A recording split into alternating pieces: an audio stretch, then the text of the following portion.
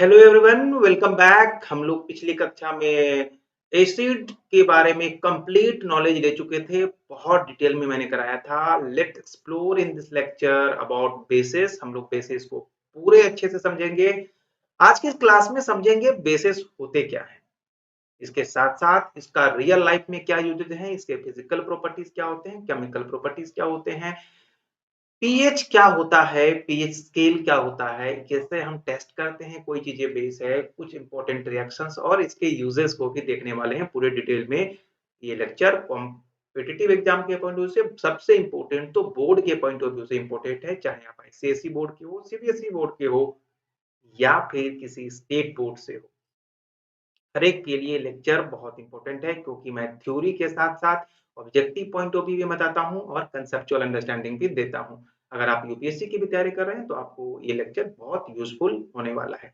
तो चलिए समझते हैं बेस होता क्या है, क्षार क्या है। बेस क्या आप समझ सकते हैं क्या है क्षार?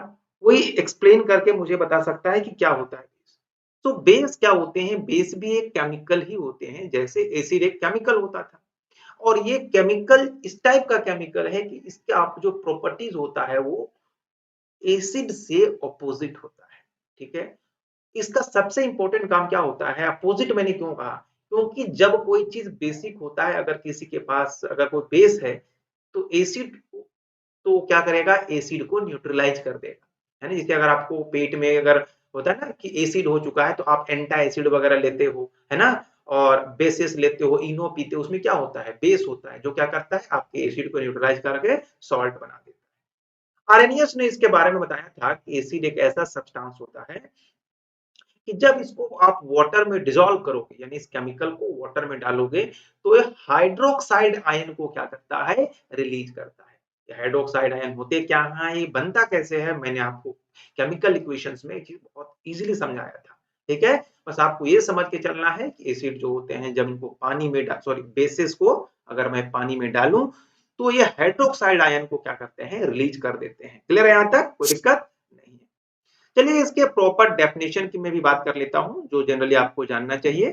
तो basis is either a metallic oxide, metallic hydroxide, ammonium hydroxide which react with hydronium ion of an acid to form salt and water only। ठीक है, तो ये बेसिस जो होते हैं वो या तो मेटालिक ऑक्साइड होते हैं या फिर मेटालिक हाइड्रोक्साइड होते हैं, है ना।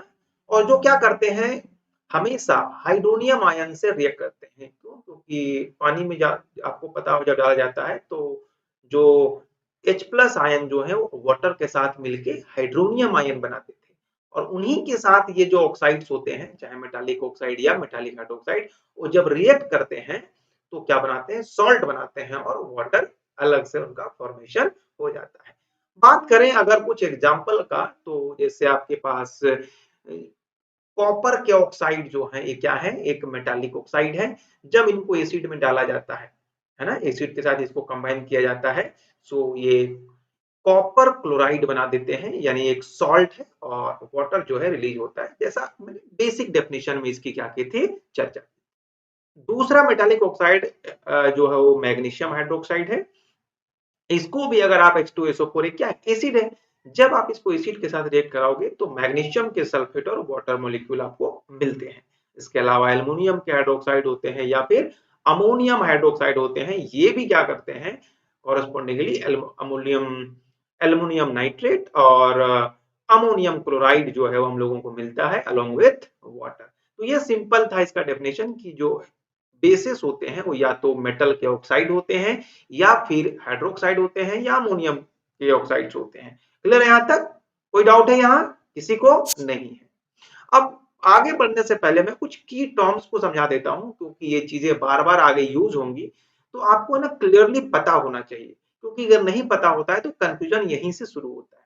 तो सबसे इंपॉर्टेंट टर्म आता है जिसे हम लोग कहते हैं बेसिक ऑक्साइड। क्या, जब मैंने चर्चा किया ना कि एसिड एसिड जो है वो बेसिक ऑक्साइड होते हैं या मेटल ऑक्साइड होते हैं या मेटल हाइड्रोक्साइड होते हैं, तो आखिर ये बेसिक ऑक्साइड होते क्या है?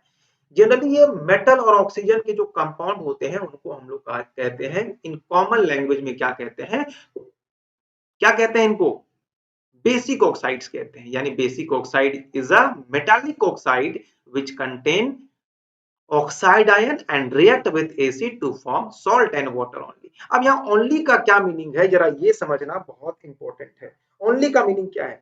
ओनली का मतलब क्या होता है कि जरूरी नहीं है कि जो मेटल के ऑक्साइड होते हैं वो हमेशा बेसिक ऑक्साइड ही होंगे। जैसे एक एग्जांपल मैं आपके सामने लिख के दिखाता हूँ। जैसे लेड ऑक्साइड, क्या होता है? Lead oxide. ये आपको देखने में लग रहा होगा कि लेड एक मेटल है, बट ये बेसिक नहीं है। ये जो है ये बेस नहीं है। क्यों? क्योंकि आपको देखने में लगता है। क्योंकि जब इस मेटल ऑक्साइड को आप एसिड के साथ रिएक्शन कराओगे, जब इस मेटल ऑक्साइड जो आपको लेड ऑक्साइड जिसको कह रहे हैं, इसको अगर आप HCl में अगर आप मिला दो, है ना, हाइड्रोक्लोरिक एसिड के साथ अगर इसको आप रिएक्ट कराओगे तो क्या मिलेगा? तो देखो, लेड के तो क्लोराइड मिलेंगे, यानी PbCl2 मिलेंगे, लेड के क्लोराइड मिलेंगे, इसके साथ साथ वाटर भी मिलेगा, इसके अलावा एक क्लोरीन भी मोलिक्यूल मिलता है। जबकि इसीलिए क्लोरीन एक्स्ट्रा मिलने की वजह से जो लेड ऑक्साइड होता है वो बेस नहीं होता है। बाकी इसलिए मैंने यह एग्जांपल में ओनली वर्ड का मीनिंग ये समझाया था कि जब भी आप मेटल ऑक्साइड को वाटर के साथ अगर रिएक्ट कराते हो तो आपको मेटल के ऑक्साइड और वाटर ही केवल मिलेगा। इसके अलावा अगर कुछ और मिल रहा है तो मेटल ऑक्साइड नहीं है, जैसा मैंने आपको एग्जांपल में दिया लेड ऑक्साइड के बारे में, है ना। आपको एक होमवर्क में दे रहा हूं, जल्दी से मुझे बताओ कि क्या इसके अलावा भी कोई और ऐसे मेटल हैं जो मेटल ऑक्साइड हैं और आपको मिलते हैं इस तरीके से, फॉर्मेशन बना रहे हैं? जल्दी से कोई बताओ, है ऐसा कोई है? नहीं है ना? है तो कमेंट बॉक्स में जरूर एग्जांपल दीजिएगा जो मेटल ऑक्साइड है और वो बेस नहीं है। एक एग्जांपल तो मैंने आपको लेड को दिया। अच्छा, सिर्फ ये Cl2 नहीं बनाता ना तो काम बन जाता, लेकिन Cl2 बनाने की वजह से ये नहीं होता है। क्लियर है बात? चलिए, अब आगे हम लोग एक एक चलते हैं कि बेसिक हाइड्रोक्साइड क्या होते हैं। हमने आपको बेसिक ऑक्साइड के बारे में बता दिया, अब बेसिक हाइड्रोक्साइड समझते हैं। तो वैसे कंपाउंड जो मेटल और हाइड्रोक्साइड आयन से मिलकर बनते हैं उनको हम लोग बोलते हैं मेटल हाइड्रोक्साइड। ठीक है? वैसे कंपाउंड जो मेटल और हाइड्रोक्साइड से मिलकर बनेंगे, जैसे एग्जांपल के लिए सोडियम हाइड्रोक्साइड, कैल्शियम हाइड्रोक्साइड, है ना, पोटेशियम हाइड्रोक्साइड, ये जो होते हैं ये कहलाते हैं बेसिक हाइड्रोक्साइड। जैसे एग्जांपल के लिए अगर इसकी डेफिनेशन की बात करेंगे तो क्या बोलेंगे कि एक मेटालिक हाइड्रोक्साइड उनको कहा जाता है जो हाइड्रोक्साइड आयन को क्या करते हैं, कंटेन करते हैं और एसिड से रिएक्शन करके सॉल्ट और वाटर देते हैं। यहाँ पे आपको ध्यान में रखना है कि सॉल्ट एंड वाटर ओनली, इसके अलावा कुछ और नहीं होना चाहिए। सॉल्ट और वाटर के अलावा अगर कुछ और मिलता है, अगर हाइड्रोक्साइड आयन मेटल के साथ रिएक्शन करने के बाद सॉल्ट और वाटर के अलावा कुछ और देते हैं तो वो बेसिक हाइड्रोक्साइड नहीं होंगे। यहां तक कोई दिक्कत है? नहीं है। अब अगर एक और टर्म बहुत इंपॉर्टेंट है, इसका सुना होगा, जिसे कहते हैं अल्कली। अल्कली ना बहुत इंपॉर्टेंट होता है, आपको इसके बारे में बहुत ध्यान रखना चाहिए। और हमेशा ये वर्ड परेशान भी करता होगा आपको कि अल्कली क्या होता है, बेस क्या होता है, क्या सारे अल्कलीज बेस होते हैं, या सारे बेस क्षार जो होते हैं वो अल्कली होते हैं? ये बहुत कंफ्यूजन का चीज है। चलो आज मैं इसको यहीं पे क्लियर करता हूँ। तो अल्कली ये क्या होता है? एक बेस ही होता है, बट ये वाटर सोल्यूबल होता है। समझ में आ रहा है? यानी वाटर सोल्यूबल जो बेस होते हैं उनको हम लोग एल्कली कहते हैं, है ना। बेस बहुत है, कुछ बेस जो है वाटर में सोल्यूबल भी होते हैं, कुछ बेस वाटर में सोल्यूबल नहीं भी होते हैं। तो जो बेस वाटर में सोल्यूबल होते हैं उन्हें हम लोग क्या कहते हैं? अल्कली कहते हैं। सारे अल्कली जो होते हैं वो हाइड्रोक्साइड आयन फॉर्म करते हैं, कहां पे? एक्वस सॉल्यूशन में। एक्वस सॉल्यूशन किसको कहा जाता है? पानी और एसिड या बेसिस मिलाने से जो सॉल्यूशन बनता है, यानी इलेक्ट्रोलाइट को डालने से सॉल्यूशन बनता है, उसे हम लोग एक्वस सॉल्यूशन कहते हैं। और यहाँ पे सिर्फ वो क्या करते हैं? नेगेटिव आयन बनाते हैं, है ना। और नेगेटिव आयन की वजह से, बनाने की वजह से क्या हो जाते हैं, ये जो है वो क्या होते हैं? लिटमस को ब्लू कर देते हैं, रेड लिटमस को ब्लू कर देते हैं। और याद रखना है, अल्कली जो है एक बेसी होता है और बेसिकली ये क्या करते हैं? वाटर में सॉल्युबल होते हैं। जैसे all metallic oxide and hydroxide are insoluble, है ना, except of sodium, potassium and calcium. देखो, यही तीन जो हैं, एक सोडियम है, एक पोटेशियम है और एक कैल्शियम है। याद रखिएगा, बहुत पूछा जाता है ये चीज। जितने भी मेटल ऑक्साइड होते हैं, चाहे आप जितने भी मेटल हैं उनके साथ ऑक्साइड बना के दिखाओ, वो सारे इनसॉल्युबल होते हैं। किसमें? इनसॉल्युबल होते हैं। सिर्फ सोडियम, पोटेशियम और कैल्शियम जो है यही स्लाइटली सोल्यूबल होते हैं, है ना। तो यही सब क्या है? ये अल्कलीज है, बाकी अल्कलीज नहीं होंगे। क्लियर है बात? तो सोडियम का ऑक्साइड, पोटेशियम का ऑक्साइड और कैल्शियम के ऑक्साइड जो है वो अल्कली के अंदर आते हैं, बाकी जो है वो नहीं। तो इसका मीनिंग ये हुआ ना कि सारे के सारे अल्कलीज जो है वो बेस होते हैं, लेकिन सारे के सारे बेस जो है वो अल्कली नहीं होते हैं। क्लियर है बात? यहां तक कोई दिक्कत नहीं। अलकली की अगर और एक दो इंपॉर्टेंट बात को अगर आपको ध्यान में रखना होगा तो बहुत इंपॉर्टेंट चीज है, जरा इसको एक बार जरूर सोचिएगा इसके बारे में। मैं क्या कहता हूं कि all alkalies are bases but all bases are not alkalies. ऐसा क्यों मैं कह रहा था? क्योंकि मैंने अभी बताया कि कुछ कुछ अल्कली जो होते हैं वाटर में सोल्यूबल होते हैं और कुछ कुछ हाँ, कुछ नहीं, सारे अल्कलीज वाटर में सोल्यूबल होते हैं।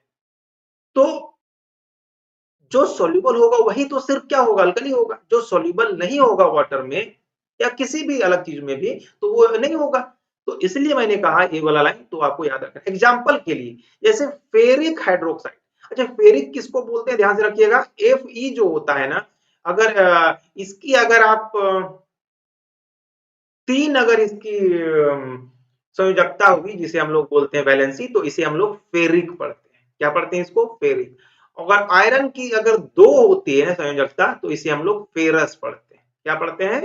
फेरस पढ़ते हैं। और एक हुआ, अगर एक हुआ तो इसको हम लोग आयरन पढ़ते हैं, है ना। ये बड़ा इंपॉर्टेंट चीज है, जरा ध्यान में हमेशा आप लोग रखिएगा, नहीं तो कंफ्यूजन होता है कि कभी आयरन ही देखो, APO3, APO2, APO लिखा हुआ रहता है, लेकिन आपको कंफ्यूजन होता होगा। तो आयरन अगर तीन वैलेंसी के साथ आता है तो उसको फेरिक पढ़ते हैं।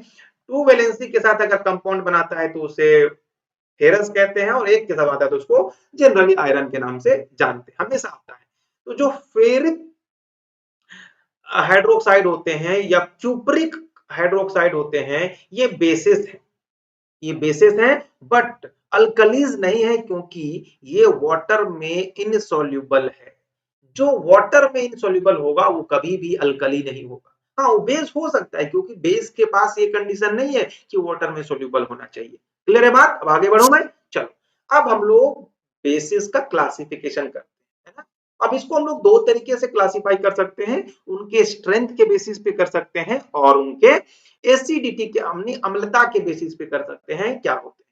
याद है आपको, मैंने वहां पे आपको बेसिसिटी पढ़ाया था, क्षारकता पढ़ाया था कि किसमें ज्यादा क्षारकता या कम क्षारकता, उसके बेसिस पे हमने एसिड को क्लासिफाई किया था।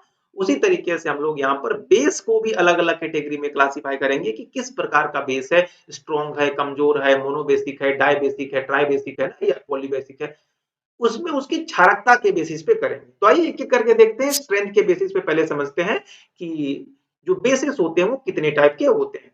तो जनरली स्ट्रॉन्ग जो होते हैं स्ट्रेंथ के बेसिस पे दो तरीके के हो सकते हैं। एक तो स्ट्रॉन्ग बेसिस होंगे और एक जो होते हैं वो वीक बेसिस होते हैं। स्ट्रॉन्ग बेसिस किसको कहते हैं? स्ट्रॉन्ग बेसिस जो होते हैं उसे हम लोग स्ट्रॉन्ग अल्कलीज के नाम से भी जानते हैं, और ये कंप्लीटली वाटर में डिसोसिएट कर जाते हैं, यानी उसमें मिल जाते हैं एकदम। जैसे दूध में पानी मिला दो तो कंप्लीटली मिल जाता है, उसी प्रकार से अगर स्ट्रॉन्ग अल्कली जो होते हैं वो पानी में डालते ही वो पूरा एकदम डिसोसिएट हो जाते हैं, मतलब उनको कुछ भी अलग अलग उनको नजर नहीं आएगा। एग्जाम्पल जो सबसे अगर अच्छी बात करूं मैं, एग्जाम्पल तो सोडियम हाइड्रोक्साइड कहते हैं और दूसरा पोटेशियम हाइड्रोक्साइड। ये दो ऐसे अल्कलीज हैं जो स्ट्रॉन्ग, स्ट्रॉन्ग इसलिए कह रहा हूं क्योंकि वैसे बेसिस को हम लोग स्ट्रॉन्ग कहते हैं जो कंप्लीटली वाटर में डिसोसिएट हो जाते हैं। और ये दोनों जो है सोडियम हाइड्रोक्साइड और पोटेशियम हाइड्रोक्साइड, ये दोनों अल्कली जो होते हैं कंप्लीटली डिसोसिएट कर जाते हैं। इसका मतलब क्या हुआ? डिसोसिएट कर जाने का एक ही मतलब होता है कि उसमें जो हाइड्रोक्साइड आयन होते हैं वो उसका कंसंट्रेशन ज्यादा होता है, क्योंकि जितना ज्यादा हाइड्रोक्साइड आयन होगा उसको क्या करेगा? उस कंपाउंड को उतना जल्दी जल्दी डिसोसिएट करेगा, क्योंकि हाइड्रोक्साइड आयन ही डिसोसिएशन का काम करते हैं, जैसा मैंने आपको पढ़ाया भी है पिछले क्लासेस में। क्लियर है बात? दूसरा एग्जांपल एक वीक अल्कलीज या दुर्बल क्षार किसको कहते हैं? जब उसको पानी में डालोगे तो कंप्लीटली डिसोसिएट तो नहीं करेंगे बट पार्शियली डिसोसिएट करते हैं।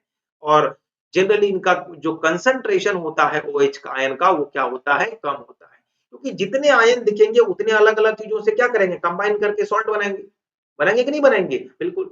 तो अगर मान लो जिसके पास ज्यादा हाइड्रोक्साइड आयन होगा डिसोसिएट करने के लिए कंसंट्रेशन होगा, वो ज्यादा को आसानी से ब्रेक कर पाएगा और डिसोसिएट कर पाएगा। तो वीक होंगे तो इनके पास OH आयन की कंसंट्रेशन क्या होगी? कम होगी। एग्जाम्पल के लिए अमोनियम हाइड्रोक्साइड जो होते हैं या कैल्शियम हाइड्रोक्साइड होते हैं, ये दोनों जो होते हैं वो वीक अल्कलीज होते हैं या दुर्लभ क्षार होते हैं। क्लियर है यहां तक? आई होप कि आपको समझ में आ गया। अब दूसरी जो इसकी क्लासिफिकेशन है हम एसिडिटी के बेसिस पे करते हैं। अब पहले समझना होगा कि एसिडिटी होता क्या है। तो number of hydroxyl ion which can be produced per molecule of base in aqueous solution। मतलब कि जो कितने आपको हाइड्रोक्साइल आयन निकलता है, रिलीज करता है अगर आप किसी बेस के एक मॉलिक्यूल को पानी में या एक्वस सॉल्यूशन में डालो, है ना? उसकी को हम लोग क्या कहते हैं? उसकी एसिडिटी कहते हैं। समझ में आया कि नहीं आया? चलो अब एग्जांपल से समझ में आएगा। जैसे अगर अगर मान लो किसी भी आपने बेस को जब वाटर या सॉल्यूशन में डाला और एक हाइड्रोक्साइल आयन को उसने रिलीज किया तो आप बोलोगे उसे मोनोबेसिक एसिड। एग्जांपल के लिए सोडियम के हाइड्रोक्साइड और पोटेशियम के हाइड्रोक्साइड जो है ये क्या है? मोनोबेसिक एसिड है। अगर आपने उसको डाला किसको? किसी भी बेस को, और जब आप उसको सॉल्यूशन में डालोगे एक्वस सॉल्यूशन में और अगर दो हाइड्रोक्साइल के आयन को उसने क्या किया? रिलीज किया, तो आप उसे क्या बोलोगे? Dibasic. क्या बोलोगे उसे? Diacidic. सॉरी बेसिक नहीं, डाई एसिडिक कहते हैं। और अगर तीन हाइड्रोक्साइल आयन वहां से अगर रिलीज किया तो उसे हम लोग बोलेंगे ट्राई एसिडिक। एग्जाम्पल के लिए डाइबेसिटी का कैल्शियम हाइड्रोक्साइड को अगर आप डालोगे या मैग्नीशियम हाइड्रोक्साइड को अगर आप एक्वस सॉल्यूशन में डालते, एक्वस मतलब जिसमें पानी ज्यादा हो बाकी मटेरियल कम हो, एसिड वगैरह कम हो, उसको हम लोग एक्वस सॉल्यूशन कहते हैं। क्लियर है? चल, तो उसी तरीके से ट्राई एसिडिक का एग्जाम्पल क्या है? एल्युमिनियम हाइड्रोक्साइड और फेरस या सॉरी फेरिक हाइड्रोक्साइड। अभी बताया था ना तीन है यहाँ पे, इसको क्या पढ़ते हैं हम लोग? Ferric hydroxide. हाइड्रोक्साइड बोलते हैं इसे, फेरिक हाइड्रोक्साइड के नाम से हम लोग जानते हैं। क्लियर है? यहां तक कोई दिक्कत नहीं होना चाहिए। अब सबसे इंपॉर्टेंट बात है कि बेसिस को बनाया कैसे जाए। देखो बेसिस को जैसे हम लोगों ने एसिड को बनाया था, तो एसिड में जितने दो चार एग्जांपल हमने आपको बताए थे, उसी एग्जांपल को अगर आप यहां भी लिख दोगे तो बेसिस बन जाएंगे। क्योंकि देखो आपने क्या किया, तो इसके लिए लगभग 10-5 तरीके होते हैं बनाने के, बहुत सारे, बट हम मैं यहाँ पे 5 तरीके की चर्चा करूंगा। पहला करूंगा कि मेटल को अगर आप ऑक्सीजन से रिएक्ट कराओगे, मेटल और ऑक्सीजन को अगर ब्लेंड करा के करते हो तो भी बन जाते हैं। वाटर का रिएक्शन कराते हैं रिएक्टिव मेटल के साथ। देखो मेटल हमारे पास बहुत सारे, उनमें से कुछ मेटल ऐसे होते हैं जो हाईली रिएक्टिव होते हैं, बहुत ज्यादा रिएक्शन करते हैं।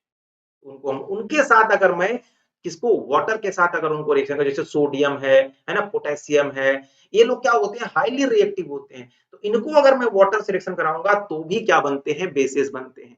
उसके अलावा डबल डिकम्पोजिशन रिएक्शन याद है आपको? हाँ, डबल डिकम्पोजिशन या डबल डिस्प्लेसमेंट रिएक्शन टाइप का रिएक्शन याद होगा आपको? दो दो दोनों डिकम्पोज करेंगे तब भी बनता है। ऑक्सीजन का मेटल सल्फाइड के साथ रिएक्शन करा के भी हम बना सकते हैं, और सॉल्ट को डिकम्पोज करा के भी कर सकते हैं। यानी कोई सॉल्ट जैसे NaCl है, इसको अगर आप डिकम्पोज करा दोगे तो भी आपको बेसिस मिलते हैं। अब एक एक करके सबका एग्जांपल मैं बता देता हूं कि कैसे हम लोग मेटल से और ऑक्सीजन से बनाएंगे। तो मेटल और ऑक्सीजन से बनाने के लिए आपको क्या करना पड़ेगा? एक मेटल लेना पड़ेगा और ऑक्सीजन को लेना पड़ेगा। तो यहाँ पे आपको एक मेटल सोडियम लेना है, और ऑक्सीजन तो आपको पता है, ऑक्सीजन तो आपको O2 के फॉर्म में मिलता है। मिलता है कि नहीं? तो अगर उसको ऑक्सीजन से रिएक्शन कराते हो तो क्या मिलेगा? क्या मिलेगा? Metal oxide. याद है ना, मेटल को जब ऑक्सीजन से रिएक्ट कराते हैं तो क्या मिलता है? हमेशा यहां से मिलता है मेटल ऑक्साइड। ये सब बात ना बहुत ध्यान में रखना चाहिए कि मेटल और ऑक्सीजन का रिएक्शन से मेटल ऑक्साइड मिलता है। जैसे सोडियम क्या है, एक मेटल है आपके पास, और ऑक्सीजन क्या है, ऑक्सीजन ही है।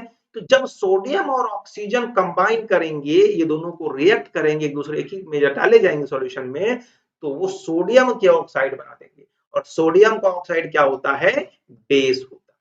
क्यों? क्योंकि बेस होते क्या है, बेस या तो मेटल के ऑक्साइड होते हैं, मेटल के हाइड्रोक्साइड होते हैं, यही सब क्या होते हैं, बेस होते हैं। तो ये बेस हो गया। मैग्नीशियम को उसी तरीके से ऑक्सीजन के साथ रिएक्ट कराओगे तो मैग्नीशियम के ऑक्साइड मिल जाते हैं।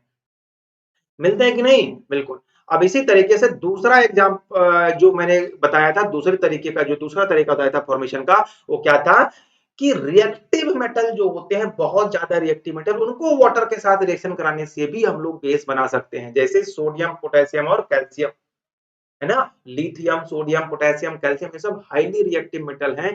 जब इनको वाटर के साथ रिएक्शन कराओगे तो देखोगे आपको मेटल हाइड्रोक्साइड बनते हैं। याद रखिएगा, जब मैंने मेटल को ऑक्सीजन से रिएक्शन कराया था तो मेटल के ऑक्साइड बन रहे थे। लेकिन अगर मैं हाईली रिएक्टिव, क्योंकि देखो जो ज्यादा रिएक्टिव एलिमेंट नहीं होंगे ना, वो मेटल वो सिंपल वाटर से रिएक्शन नहीं करते। इसलिए हाईली रिएक्टिव एलिमेंट जो मेटल जो होंगे, वही वाटर से रिएक्शन करते हैं। ठीक है, और जब वो वाटर से रिएक्शन करेंगे तो मेटल हाइड्रोक्साइड बनाते हैं, यानी लास्ट में OH दिखेगा और ऑक्साइड में लास्ट में O दिखेगा। ये दोनों में बेसिक डिफरेंसेस होता है। इस सोडियम को वाटर से मिलाएंगे तो सोडियम हाइड्रोक्साइड।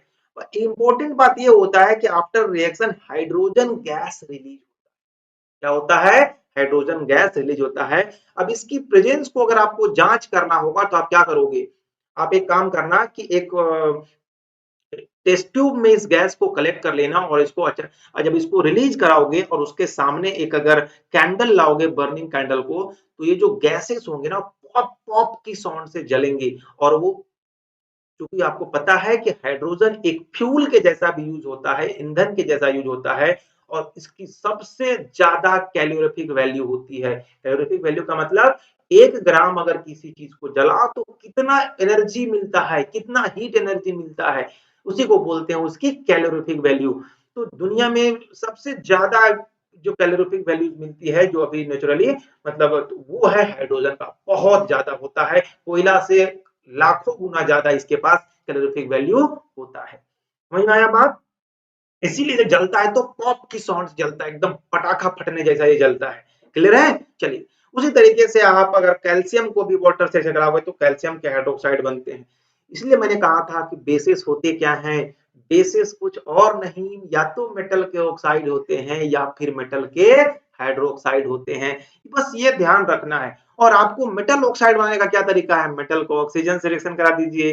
मेटल हाइड्रोक्साइड बनाने का क्या तरीका है, जो रिएक्टिव मेटल होंगे, ज्यादा रिएक्टिव मेटल होंगे, उनको वाटर से रिएक्शन करा दो तो आपको मेटल के हाइड्रोक्साइड मिल जाते हैं। क्लियर है? चलिए, और भी बहुत सारे एग्जांपल, जो तीसरा बताया कि सॉल्ट का बेस के साथ हम लोग कराते हैं, अल्कली के साथ सॉल्ट सॉल्यूशन को डाल के हम लोग क्या करते हैं, डबल डिकम्पोजिशन करा देते हैं। जैसे देखो, है ना, फेरिक क्लोराइड जो होता है उसको अगर NaOH का रिएक्शन कराते हो तो क्या मिल जाता है, बेसिक हाइड्रोक्साइड मिलते हैं। क्या मिलता है, ये बेसिक हाइड्रोक्साइड आपको यहाँ पे देखने को मिल रहा है। उस तरीके से कॉपर सल्फेट को भी अगर NaOH के साथ रिएक्शन कराते हो, कॉपर सल्फेट को भी, तो कॉपर के हाइड्रोक्साइड मिलते हैं और सॉल्ट तो मिलेगा ही मिलता है। उसी प्रकार से एल्युमिनियम के क्लोराइड को अगर आप अमोनियम हाइड्रोक्साइड से रिएक्शन कराते हो तो एल्युमिनियम के हाइड्रोक्साइड मिलते हैं। और आपको कितने अच्छे से पता है कि जो FeO3 है या Cu जो है वो ये सब, या CuOH2 है या AlOH3 है, ये सारे के सारे क्या हैं, बेसिस हैं। अभी हमने आप बेसिस का जो एग्जांपल दिया था वहां पे ये चीजें बताई थी। क्लियर है? तो आपको ये सब चीजें बहुत आसानी से क्या करना है, ध्यान में रखना। अगर मेटल सल्फाइड और ऑक्सीजन के रिएक्शन कराने से भी हम लोगों को क्या मिलता था, बताया था ना चौथे नंबर में, कि मेटल सल्फाइड और ऑक्सीजन को आप रिएक्शन कराओगे तो भी आपको बेसिस मिलते हैं। इसके अलावा भी कुछ मिलता है, अभी मुझे उस पर ज्यादा टेंशन नहीं लेना है, हमें जो प्रोडक्ट चाहिए उस पर फोकस करना है। क्लियर है बात? तो जैसे जिंक सल्फेट है, जिंक सल्फाइड है ना, अगर मैं जिंक सल्फाइड को ऑक्सीजन से रिएक्शन कराऊं, जिंक सल्फाइड को जिंक सल्फाइड को अगर ऑक्सीजन से रिएक्शन कराऊंगा तो क्या मिलेगा, जिंक का ऑक्साइड मिलेगा। क्या मिलेगा, जिंक के ऑक्साइड्स मिलते हैं। क्लियर है कि नहीं है? हाँ, कहा था वो चला गया, ये चला गया। हाँ, जिंक के ऑक्साइड मिलते हैं और सल्फर के डाइऑक्साइड आपको मिल जाता है। इसी प्रकार से लेड सल्फाइड को अगर आप ऑक्सीजन से रिएक्ट कराओगे तो लेड के ऑक्साइड मिलते हैं और SO2 मिलते हैं। और आपको पता है कि जिंक ऑक्साइड और लेड ऑक्साइड जो होते हैं वो क्या होते हैं, मेटालिक ऑक्साइड होते हैं। ठीक है, अब बात यहाँ ये होता है कि जिंक ऑक्साइड और सल्फर डाइऑक्साइड जो है ये दोनों तो एक ही साथ मिलेंगे, इनको अब अलग करना एक अलग प्रोसेस है। बट मैं प्रिपरेशन की बात कर रहा हूं और केमिकल रिएक्शन की बात कर रहा हूं। अगर इसे एक्सट्रैक्ट करना हो यानी अलग से हमको चाहिए हो तो उसके लिए फिर आपको और बहुत ऐसे तरीके लगाने पड़ेंगे जिससे जिंक ऑक्साइड में से सल्फर के ऑक्साइड को बाहर निकाला जाए, तब जाके आपको जिंक का ऑक्साइड मिलेगा। वैसे ये जनरली सल्फर डाइऑक्साइड जो होता है वो गैसियस फॉर्म में होता है, जिंक के जो ऑक्साइड्स होते हैं वो जनरली सॉलिड फॉर्म में होते हैं, तो इजीली वो अलग हो जाते हैं, तो बहुत ज्यादा टेंशन की बात नहीं है। इसके अलावा हमने बताया था कि मेटल कार्बोनेट यानी कभी भी जो कार्बोनेट्स होते हैं उनको, या जो सॉल्ट होते हैं, कार्बोनेट भी क्या होते हैं, सॉल्ट ही होते हैं, तो सॉल्ट को डिकम्पोज करके भी हम क्या कर सकते हैं, बेस को बना सकते हैं। अच्छा, सॉल्ट को डिकम्पोज करके बेस कैसे बनाएंगे, जैसे कैल्शियम कार्बोनेट का एक सॉल्ट है, इसको आपने क्या कर दिया बहुत तेजी से गर्म। जब इसको गर्म कर दोगे तो ये कैल्शियम का ऑक्साइड और कार्बन डाइऑक्साइड बनता है। यानी when you dissociate metal carbonate in presence of heat it form basic oxide and always release, क्या बोल रहा हूं ध्यान रखिएगा, always release कार्बन डाइऑक्साइड। अब बोलोगे ऐसा कैसे, कितना याद रखेंगे, याद ज्यादा रखना ही नहीं है। आप देखना ध्यान से, एक ही इक्वेशन बार बार हर जगह पे आता है, बस आपको ऑब्जर्वेशन बना के रखना है।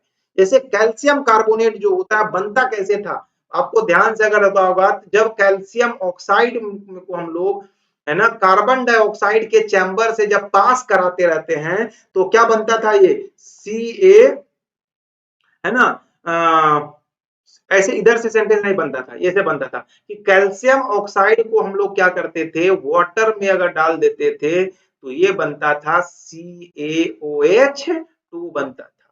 और जब इस CaOH2 को हम लोग कार्बन डाइऑक्साइड के चैम्बर से पास करा देते थे तो CaCO3, इसे हम लोग स्लेक्ड लाइन कहते हैं। याद है आपको वो खड़िया जिससे आप चूना का होता है, जिसे लिखते हैं हम लोग बोर्ड वगैरह में, तो वही है कैल्शियम कार्बोनेट। जो अंडा वगैरह होता है उसका छिलका जो होता है वो कैल्शियम कार्बोनेट का ही बना होता है। तो ऐसे करके हम लोग इसको समझ सकते हैं। उसी प्रकार से कॉपर के कार्बोनेट को भी अगर आप हीट कर दोगे तो कॉपर के ऑक्साइड अलग हो जाते हैं। और आप लोग बढ़िया से जानते हो कि कॉपर का ऑक्साइड क्या होता है, कॉपर एक मेटल है और मेटल का ऑक्साइड हमेशा बेस होता है। तो ये सारे तरीके थे जिससे हमने क्या किया, बेस को बना दिया। अब बेस के कुछ प्रॉपर्टीज की बात कर लेते हैं, इसकी कौन कौन से गुण हैं, कैसे हम पहचानेंगे कि ये बेस है, तो उसको पहचानने के लिए कुछ उसके फिजिकल प्रॉपर्टीज को और कुछ केमिकल प्रॉपर्टीज को। तो केमिकल अभी जितने भी मैं प्रिपरेशन का बता रहा था कि ऐसे बेस बनाते हैं, उसी सबको आप केमिकल प्रॉपर्टीज में नहीं डाल सकते हो क्या, सबको डाल सकते हो। तो चलो फिर भी मैं करके दिखा दूंगा आपको। चलो अब हम लोग बात करते हैं कि सबसे पहले इसके फिजिकल प्रॉपर्टीज। तो सबसे पहले अगर मैं टेस्ट की बात करूं तो इसका टेस्ट कैसा होता है, बचपन से पढ़ते आते होंगे कि एसिड जो होते हैं टेस्ट में सोर होते हैं, बिटर, और जो बेसिस होते हैं वो बिटर होते हैं, यानी कड़वा लगता होगा आपको। सबसे इंपॉर्टेंट बात, ये सॉपी फील आता है, यानी चिकनाहट लगेगा आपको उसमें, अगर छुओगे तो आपको स्लिपरी फील होगा, तो समझना उसके अंदर क्या है, बेस है। अब कुछ इंडिकेटर भी होते हैं जो इसको बताते हैं कि कौन सा चीज एसिड है और कौन सा चीज बेस है। जैसे याद हो आपको, एसिड के लिए मैं बताया था कि एक लिटमस होता है जो लाइकेन से जिसको एक्सट्रैक्ट किया जाता था, वो क्या बताता था कि अगर एसिड होता था तो ब्लू लिटमस को रेड कर देता था। तो यहां पर अगर वो बेस होगा तो रेड लिटमस को क्या कर देगा, ब्लू कर देगा, और ब्लू लिटमस में कोई चेंजेस वो नहीं कर पाएगा।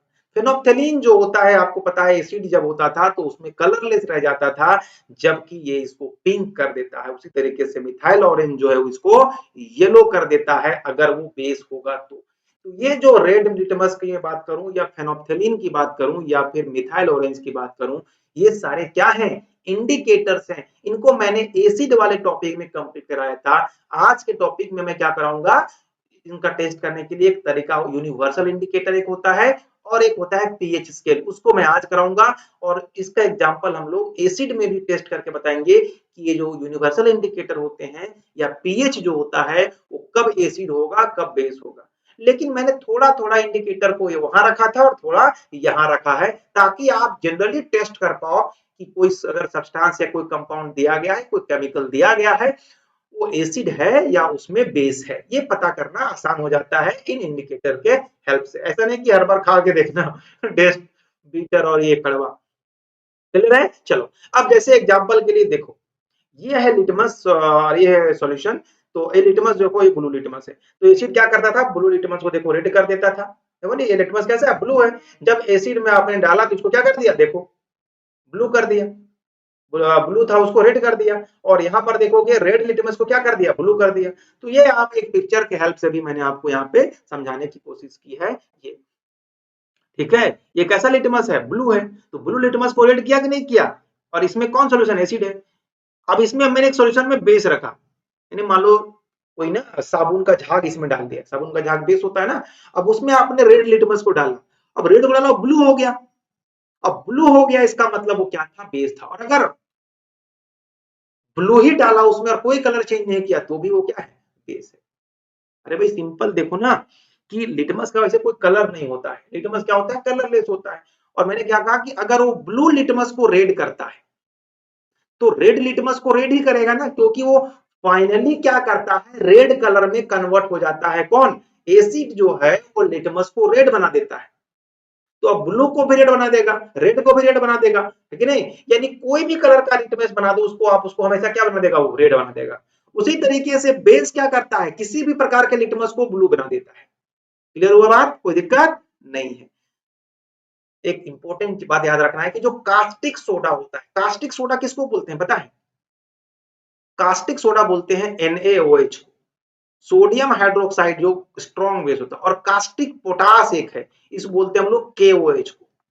ये दोनों स्ट्रॉन्ग बेसिस होते हैं। जो कास्टिक सोडा, याद रखिएगा NaOH का कॉमन नाम है। वैसे मैंने इसके बारे में आगे टॉपिक में रखा है इसलिए इसको चर्चा भी नहीं किया था, आगे मैं इसके बारे में चर्चा करूंगा। तो जो कास्टिक सोडा और कास्टिक पोटास होते हैं ये बहुत स्ट्रॉन्ग अल्कलीज हैं, है ना। क्यों, क्योंकि ये वाटर में सोल्यूबल होते हैं, जिसकी वजह से ये क्या करते हैं, ऑयल से रिएक्शन करते हैं। और ऑयल से रिएक्शन करके क्या करते हैं, उसको अब एक कंपाउंड बनाते हैं और उसको डर्ट के फॉर्म में उसे बाहर कर देते हैं, मिसेल बनता होगा।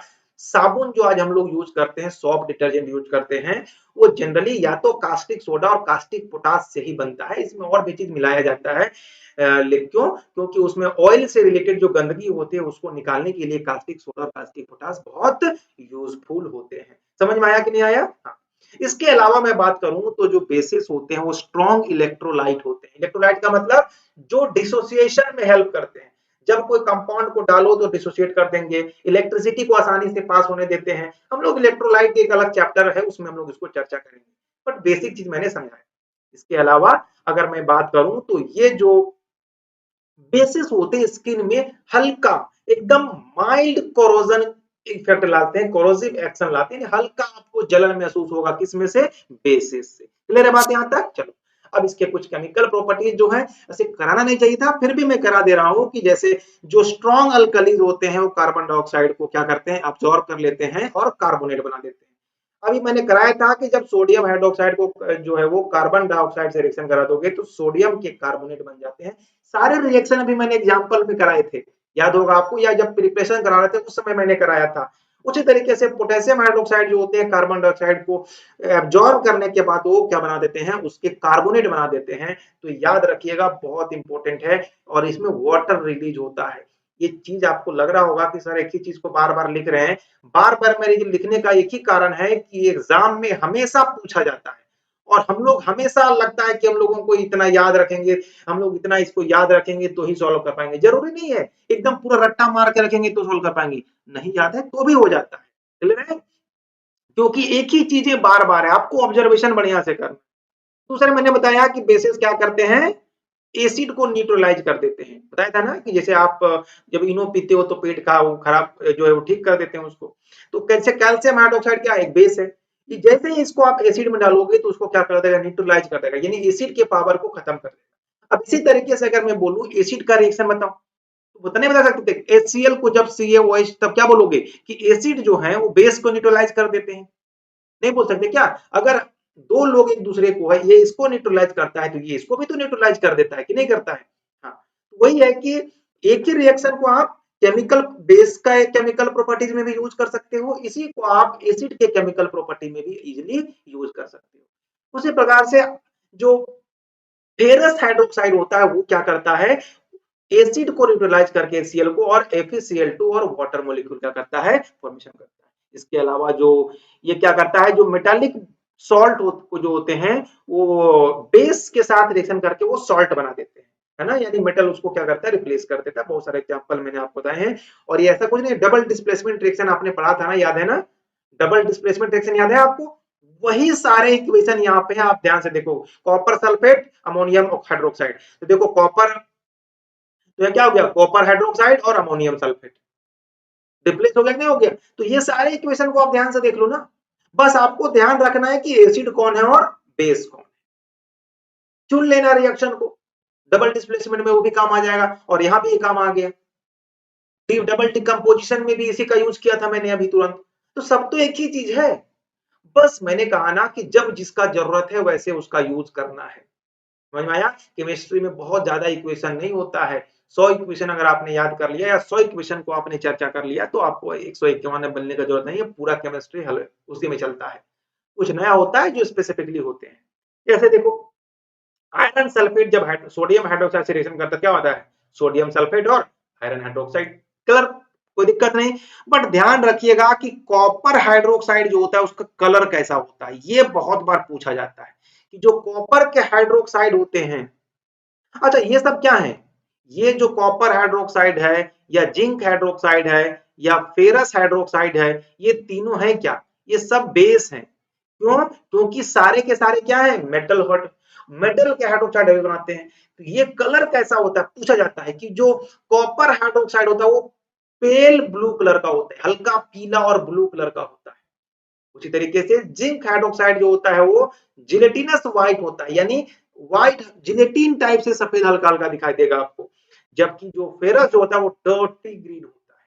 आजकल जो सुने हो ना कि डर्टी ग्रीन कपड़ा मैं पहनता हूँ, अरे कर है कुछ नहीं, वो डर्टी और फट्टी ग्रीन कुछ नहीं होता है। वो करते क्या उसमें हम लोग फेरस हाइड्रोक्साइड का जो केमिकल है उसके अंदर उसमें मिलाकर उसको कलर चढ़ा देते हैं वो क्या बन गया, डर्टी ग्रीन बन गया। तो ऐसे कलर जो है ना बनते हैं और बनाने के तरीके ये होते हैं, केमिकली रिएक्ट कराते हैं और देखा कि कैसा बन गया और एक नया कलर उसमें लगा दिया गया। तो आप जैसा चाहो वैसा कलर बना सकते हो। ठीक है, आज तो भाई रील का जमाना है भाई, वैसे ही रील में कपड़े अपने आप बदल जाते हैं, कपड़े नए नए बदल भी जाते हैं, वो तो चीजें आप जानते ही हो। ठीक है, बट सिंपली ध्यान रखिएगा इनका कलर जो बहुत इंपॉर्टेंट होता है, कई बार पूछा गया है एग्जाम के अंदर। क्लियर है? चलो, इसके अलावा जो अल्कलीज होते हैं अमोनियम सॉल्ट को जो है वो न्यूट्रलाइज करके क्या बनाते हैं, सॉल्ट और वाटर और अमोनिया को क्या करते हैं, बना देते हैं। अच्छा याद रखिएगा, NH3 जो है ना, याद रखिए NH3 जो है इसको हम लोग अमोनिया बोलते हैं। क्या बोलते हैं इसे? अमोनिया बोलते हैं। और NH4 को हम लोग क्या बोलते हैं, अमोनियम बोलते हैं। कई बार ना बच्चे पूछते रहते हैं, अमोनियम बोलते हैं, है ना? अमोनिया और अमोनियम में अंतर होता है, जैसे निमोनिया निमोनिया मत समझ लेना, लोग निमोनिया समझ लेता है। अमोनिया NH3 और अमोनियम NH4 होता है।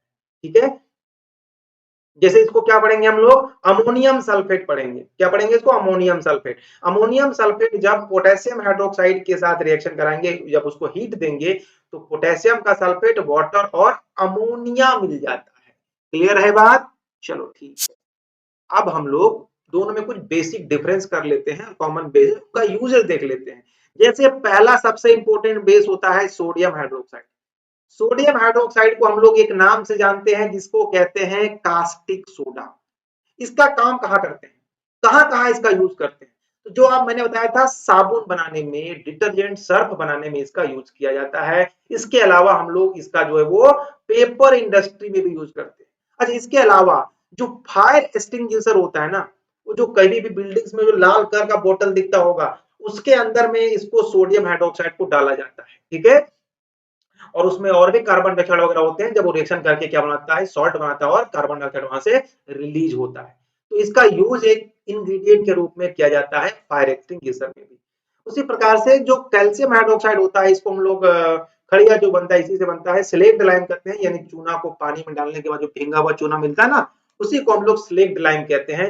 अब इसका काम कहाँ करेंगे बताओ, इसका काम कहाँ करते हैं, व्हाइट वॉशिंग में, दीवार वगैरह में पुचाई करने में करते हैं। अच्छा, एसिड को न्यूट्रलाइज करने में भी करते हैं ना, एंटा एसिड भी इसी से बनता है, तो एंटा से मैग्नीशियम क्लोराइड से बनता है, ठीक है। एक होता है मैग्नीशियम हाइड्रोक्साइड, इसको मिल्क ऑफ मैग्नीशिया के नाम से जाना जाता है। ये जो मैं कॉमन नेम बता रहा हूं, ये बहुत इंपॉर्टेंट होता है, हिंदी में भी इसको यही बोलते हैं, इसलिए मैंने हिंदी नहीं लिखा है।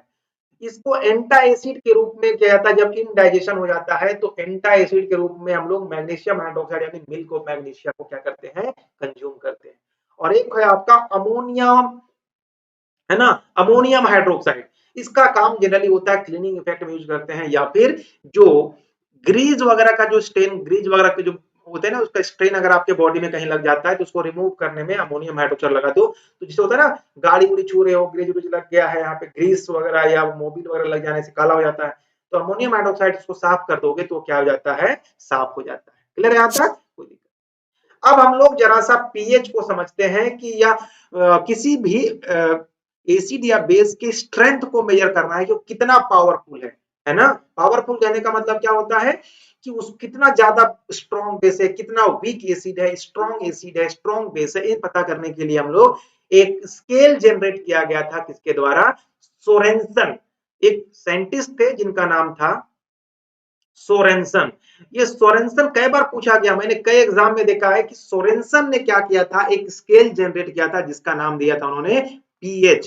पीएच का फुल फॉर्म होता है पोटेंजा ऑफ हाइड्रोजन। क्या होता है, पोटेंजा ऑफ हाइड्रोजन। और ये पीएच स्केल जो है आपको बताता है कि कोई चीज, समथिंग इज एसिड और बेस, और एसिड भी है तो उसकी कितना पावर है, कितना स्ट्रॉन्ग है, कितना कम है, ठीक है। जनरली ये जो होता है इसके अंदर 0 से 14 तक एक रीडिंग होता है, यानी 0 से 14 और बीच में होता है 7, यानी 0 से लेके 14 के बीच में स्केलिंग किया जाता है। इसी के बीच में वो स्ट्रॉन्ग एसिड और स्ट्रॉन्ग बेसिक नंबर लिखा गया था उस स्केल में। और अगर अगर किसी का पीएच को अगर मेजर किया और अगर वो 7 से कम हुआ तो वो एसिड होता है, 7 हो गया तो वो बेस होता है, सॉरी 7 हो गया तो वो न्यूट्रल कहते हैं, उसमें यानी ना ही एसिड है ना ही बेस है, और अगर 7 से ज्यादा हो गया तो वो बेस होता है, ठीक है। 0 के जितना करीब होगा वो एसिड उतना स्ट्रॉन्ग होगा, और 14 के जितना करीब कोई बेस होगा उतना ज्यादा स्ट्रॉन्ग बेस होगा। बाकी अपोजिट ले सकते हो। अब जहां बहुत ज्यादा स्ट्रॉन्ग बेस होगा वहां एसिडिक नेचर क्या हो जाएगी, एकदम कम हो जाएगी। जैसे अगर कोई एसिड, कोई एक कंपाउंड है जिसका पीएच 1 आ गया, तो हम क्या कह सकते हैं कि वो स्ट्रॉन्ग एसिड हो गया है। लेकिन वो, अगर मैं पूछूं कैसा बेस है तो क्या बोलोगे, बहुत वीक बेस है। एसिड में बेसिक प्रॉपर्टी क्या हो जाती है, बहुत कम हो जाती है। यानी जैसे जैसे आप पीएच स्केल में राइट टू लेफ्ट जाते हो तो बेसिक जो होता है वो धीरे धीरे कम होने लगता है, और एसिडिक कैरेक्टर जो इंक्रीज करने लगता है। और जब लेफ्ट से राइट आप जाओगे, अभी आगे चर्चा हम लोग करते हैं, तो ये, तो क्या होता है, वो लेफ्ट से राइट जाने पर एसिड कैरेक्टर जो है बढ़ने लगता है, और बेसिक कैरेक्टर जो होता है, सॉरी एसिड कैरेक्टर कम होता है और बेसिक कैरेक्टर धीरे धीरे बढ़ने लगता है। एक होता है यूनिवर्सल इंडिकेटर। इसी पीएच को और अच्छे से करके एक नए तरीके से हमने यूनिवर्सल इंडिकेटर बना दिया। और ये होता क्या है, स्केल को ही हमने और डेवलप कर दिया, और इसमें क्या होता है कि it is a mixture of several indicator, अलग अलग इंडिकेटर को मिक्स करके एक डिफरेंट कलर बना दिया गया और डिफरेंट पीएच वैल्यू के लिए, और जो उसके पीएच सॉल्यूशन को बहुत प्रिसाइजली क्या कर पाता है, कैलकुलेट कर पाता है। मतलब उसमें किसी भी मटेरियल को डालो, वो एक नया कलर दे देगा, और उस कलर के बेसिस पे आप तय कर लोगे कि वो एसिड है या बेस है। इतना तरीके से वो होता है। क्लियर हुआ कि नहीं हुआ, ये है आपका पीएच स्केल। और आज के लिए इसमें हम लोग ये भी देख सकते हैं कि एक इंडिकेटर भी इसको बना दिया गया है, इंडिकेटर भी बना दिया गया है। अब इसमें ध्यान से देखोगे कि हर एक का कलर भी आपको दिख रहा होगा कि जब बहुत ज्यादा रेड दिख रहा होगा तो एसिड होता है। और आपको एक लिटमस का तो दिख रहा है, एक लिटमस का शीशा दिख रहा है, यानी अलग अलग इंडिकेटर को मिला दिया गया और मिलाने के बाद उसको एक कलर से डिकोड कर दिया गया और ताकि उसके स्ट्रेंथ को पता किया जा सके। देखो ये सारे रेड ही आपको दिख रहे होंगे, लेकिन धीरे धीरे इनका कलर फेड होते होते दूसरा कलर में चेंज हो रहा है। तो इधर जो होते हैं सबसे ज्यादा एसिडिक यहाँ होता है और सबसे ज्यादा बेस यहाँ होता है। जैसे जैसे इधर से इधर जाओगे तो एसिड जो है वो क्या होने लगेगा, एसिड जो है वो बढ़ने लगेगा, एसिडिटी यानी एसिड कैरेक्टर बढ़ने लगेंगे, वो ज्यादा एसिड होने लगेगा, स्ट्रॉन्ग एसिड बनने लगेगा। लेकिन बेस जो है वो उसकी क्या होने लगेगी, कम होने लगेगी राइट से लेफ्ट जाने पर, जो मैंने अभी पहले आपको बताया। क्लियर है? अब हम लोग पीएच का एवरीडे लाइफ में क्या महत्व है, यानी पीएच ज्यादा होगा तो क्या होगा, पीएच कम होगा तो क्या होगा। ठीक है, तो पीएच जो होता है आपको जैसा पता है कि पीएच जो है हमारे जिंदगी को कोई ऐसा जगह नहीं है जहां पे ये हमको इफेक्ट नहीं करता। जैसे एग्जांपल के लिए ह्यूमन के बॉडी को ही ले लिया जाए, हमारे बॉडी का जो पीएच होता है लगभग 2 के आसपास में होता है ना। बॉडी में जो स्टमक है, आपका पेट है, उसका पीएच कितना होता है, 2 होता है। और आपको 2 होने का मतलब क्या हुआ कि वो बहुत ज्यादा एसिडिक होगा। और बहुत ज्यादा एसिडिक मतलब समझ लो स्ट्रॉन्ग एसिड, मतलब पेट को जला देगा। लेकिन भी पता है आपको पेट जलता क्यों नहीं है, क्योंकि उसके अंदर एक होता है म्यूकस, और म्यूकस एक ऐसा प्रकार का बेस जनरेट करता है जो उस एसिड को उसके आसपास के एरिया में न्यूट्रलाइज करते रहता है। लेकिन मान लो अगर आपका बॉडी में म्यूकस बनना थोड़ा थोड़ा कम हो गया है कि नहीं, म्यूकस अगर वो एसिड बेसिस वाला मटेरियल कम निकालना शुरू कर दिया या वो डैमेज हो गया तो आपका पेट जल जाता है और उसी से हो जाता है अलग अलग प्रकार का कैंसर। सुने होगा ना कि पेट का कैंसर किसी को हो गया, उसका सबसे बड़ा कारण यही होता है। समझ में आया कि नहीं आया? तो हम लोग क्या करते हैं, पेट के एसिड को क्या करते हैं कंट्रोल, अगर कभी एसिड हो जाता है पेट के अंदर तो हम लोग क्या करते हैं एंटा एसिड ले रहे हैं, मैग्नीशियम का हाइड्रोक्साइड होता है ना एंटा एसिड, है कि नहीं, उसको ले जाने उनका नहीं, हम मैग्नीशियम के हाइड्रोक्साइड को हम लोग उसमें क्या करते हैं लेते हैं। क्लियर है? यहाँ तक। दूसरा हम लोग टूथ डीके के बारे में आपने सुना होगा, तो जो हमारा दांत होता है ना, दांत, उसकी जो पीएच ऑलमोस्ट 5.5 के आसपास, यानी थोड़ा एसिडिक, थोड़ा लेस एसिडिक होता है। और इसके वजह से क्या हो जाता है कि मुंह में कैविटी है, यानी कभी भी आपका मुंह का पीएच 5.5 के आसपास में अगर आने लगा तो आप में वो एसिडिक मामला आने लग गया, जिसके वजह से उसमें कैविटी जाना शुरू हो जाएगा। और कैविटी जाने की वजह से क्या हो जाएगा, आपका दांत सड़ने लगेगा। तो हम लोग क्या करते हैं, टूथपेस्ट लगाते हैं। टूथपेस्ट क्यों लगाते हैं, क्योंकि टूथपेस्ट में क्या पाया जाता है, बेसिक मटेरियल पाया जाता है, बेस पाए जाते हैं। और जब एसिडिक जब टूथपेस्ट से आप मुंह धोते हो तो उस एसिड नेचर को क्या कर देता है, वो न्यूट्रलाइज करके सॉल्ट के रूप में बाहर निकाल देता है और आपका दांत सड़ने से बच जाता है। इसके अलावा एग्रीकल्चर में की बात करूं तो आपको पता होगा कि पीएच, जो जमीन का जो पीएच बड़ा बैलेंस करना होता है, अलग अलग जो क्रॉप्स होते हैं वो अलग अलग पीएच लेवल पे ग्रो होते हैं, अलग अलग क्रॉप्स के बेसिस पे। तो प्लांट जो होते हैं उनको उसको में किसी को ग्रो होने के लिए स्पेसिफिक पीएच की जरूरत होती है। और उसके बेसिस पे प्लांट, जो फार्मर क्या करते हैं अपने खेतों के अंदर क्या करते हैं, या तो लाइम यूज करते हैं और उस एसिडिक मामला को क्या करते हैं ट्रीट करते हैं, क्योंकि ज्यादा एसिडिक हो जाने से नहीं हो पाता। कुछ कुछ फसल जो होते हैं वो एसिडिक नेचर में भी ग्रो करते हैं। इसके अलावा हमारा इन्वायरमेंट भी जो है, जो उसमें भी जो क्या होता है, अगर एसिड बढ़ जाने से एसिड रेन का खतरा आपने सुना होगा। एसिड रेन क्या होता है, एसिड रेन में जो एसिड होता है वो उसका पीएच 5.6 से क्या होता है, कम होता है। तो अगर कभी भी वाटर का अगर पीएच अगर मेजर करो और अगर 5.6 से कम है तो उस वाटर को हम लोग क्या बोलते हैं, एसिड रेन बोलते हैं। और ये क्या करता है, हमारे बिल्डिंग को क्या करता है, डैमेज करता है। इसलिए देखा होगा कि आपने वो जो ताजमहल है या बड़े बड़े बिल्डिंग के कलर फेड हो रहे हैं या अलग कलर का होते जा रहा है, इसका रीजन क्या है, इन्वायरमेंट में पीएच जो है 5.6 से कम होना शुरू हो गया है। समझ में आ रहा है बात? ठीक है। अब हम लोग आज क्या पढ़े, एक बार इसकी चर्चा कर लेते हैं। आज हमने सीखा कि जो बेसेस क्या करते हैं जब उनको पानी में डाला जाता है तो हाइड्रोक्साइड आयन को क्या करते हैं, रिलीज करते हैं, जबकि एसिड जो है वो हाइड्रोनियम आयन को रिलीज करते हैं। जो बेस पानी में सोल्यूबल होते हैं उनको हम लोग अल्कली कहते हैं, और जितने बेस होते हैं उनको उनका जो स्ट्रेंथ और उनको एसिडिटी के बेसिस पे हम लोग उसको क्या करते हैं, अलग अलग पार्ट में डिवाइड करते हैं। इनके फिजिकल प्रॉपर्टीज के बारे में मैंने देखा, इनका क्लासिफिकेशन के बारे में मैंने देखा, हमने एसिड को का न्यूट्रलाइजर के रूप में भी बेस को देखा कैसे होता है, पीएच के बारे में देखा और पीएच का एवरीडे लाइफ में क्या यूज है ये भी देखा। इस तरीके से आज का ये चैप्टर खत्म हो जाता है। नेक्स्ट क्लास में मैं सॉल्ट को लेके आने वाला हूं, तब तक आप पढ़ते रहिए और देखते रहिए और इसी तरीके से दूसरे को भी सिखाइए। लेक्चर को शेयर करिएगा, अगर नए हैं तो सब्सक्राइब करिएगा और इसी तरीके से प्यार देते रहिएगा। मिलता हूं अगले नेक्स्ट क्लास में नई एनर्जी के साथ, तब तक के लिए थैंक यू सो मच और अपना ध्यान रखिए, परिवार का भी ध्यान रखिए।